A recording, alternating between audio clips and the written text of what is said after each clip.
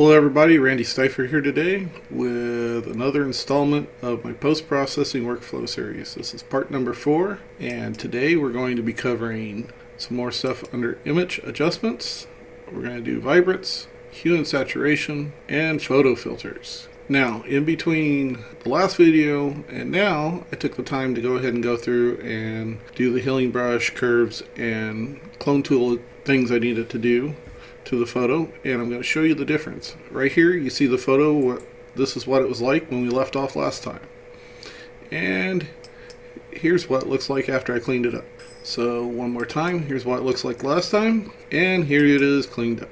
You can see it simplifies the photo and it brings out the bird, lets you concentrate on him more, and it also brings out his tracks, because as you can see with all the little things in there, the tracks kind of get lost in the muddle. So now this is the photo we're going to be working on, the cleaned up one, and we're going to start on the water mid, which is this area right here, all around the bird but not the bird. And I want to start there because I want to start with photo filters. Go up to image adjustments, photo filters, and now what we're going to do here, obviously we don't want to warm it, we're going to go down to the cooling filter. Now look how blue that made that water look. So let's cancel. You can see what it looks like again with it off. Now, image adjustments, photo filters, and go down to the cooling. Now you can play with it, see if you want more. Yeah, that's way too much. Less, if you just want a subtle effect, which I think is what we want here. That 18 looked pretty good. There we go. So let's go with 18. And now the sand, sometimes sand looks good when you either use the warming filter. So let's hit cancel. Yeah, the warming filter looked pretty good. Photo. There it is with the warming filter. And another one you can use on sand or most anything that's brown is sepia, but I think the warming filter looked better. And again, maybe we'll lessen that just a little bit, because we don't want people to notice we did it, we just want it to highlight it. Okay, how about the body of the bird? Well, bird's kind of brown, so let's try a warming filter on the bird. Now this you really want to be careful with, because you don't want to change the actual colors of the bird. You just want to highlight them a little bit. So maybe 10 on the bird. Here we go. Now the beak. Adjustment, photo filters. You can see that kind of pinkish hue come out a little bit better. And of course you can come down and try some of the different colors. Try red. I think red's going to be the right one. And then we'll just drop it back to like 8, 9. Just to add the color in that's actually there in the beak. Now with the legs being black and the eye being pretty much black, I'm not going to mess with those with a color filter. So, and you're saying probably, what about the water up here? Well, we can go ahead and hit that with a cooling filter too, but I'm not really planning on keeping that in the final photo, so just bear that in mind.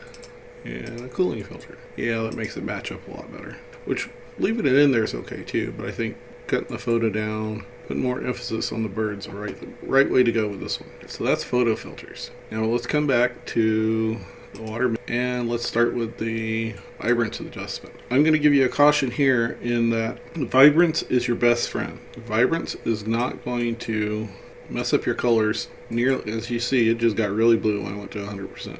It's not going to change your colors as much. It's just going to make them more vibrant, which is why it's called that.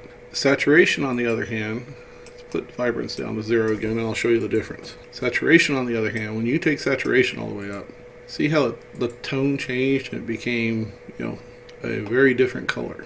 So let's put that back down to 0. Let's go to 30. A lot of times when I want to bring color out, 30 is what I use on vibrance. And then I'll give it like 5 on saturation and hit OK. Now the sand, same thing, vibrance. I don't think we really need much vibrance. We might even want to tone it down a little bit. See, if we go too vibrant, it starts to feel brown. So let's take it down to 15. That looks pretty good. And now, body of the bird. Vibrance. For the bird, I'll usually go to 30, but I won't add any extra saturation. And again, these are general ideals. You'll want to test out different settings, and there's times that radically different settings will work better. Now we're on the beak. Yeah, let's go ahead and give it 5. Well, about 5 there. 4, so that's good. The legs. The legs, I want to go backwards. I want to take the vibrance out of the legs so they look even more black. And the eye, we really don't need to mess with. The water top, again, add some vibrance. Actually, I don't want to add vibrance because that would make the whites blue. You don't want that. Let's go back to the water mid, and then the hue and saturation tool. Now, I'll tell you this, I hardly ever use the master level here. What I do use, it's like here we're on the water mid, and the main thing is the blue. So I might come down and adjust the blue. Say I want that to be a little darker. Well, we can pull that down or push it up and make it brighter. So lightness is a great tool to use. Saturation, of course, is going to saturate those blues if you want.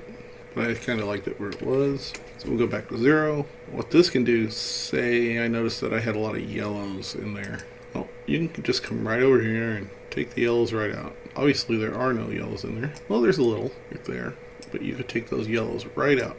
I don't think it matters in this case. We'll leave them in and hit OK. Where the saturation tool comes really in handy, and you're going to use it a lot, is when you have white objects or early morning and you've got that strong blue cast in your photo and you don't know what to do to get rid of it. Well, then you would just come to blues and take the saturation out. We're going to cancel. The other alternative is to use the photo filters. They work good too. Just a strong warming filter and blue can be gone. So we'll cancel that. Okay, I'm digging this pretty much. So there you go. That is how to use the Vibrance, hue and saturation, and photo filter tools to bring out the color in your photos. Now, as I said, these settings are just general ideals, and you'll always want to experiment with each photo because each photo can be a little different. So that's our video for today. Have a great day and get out there and enjoy some nature. Till next time, goodbye.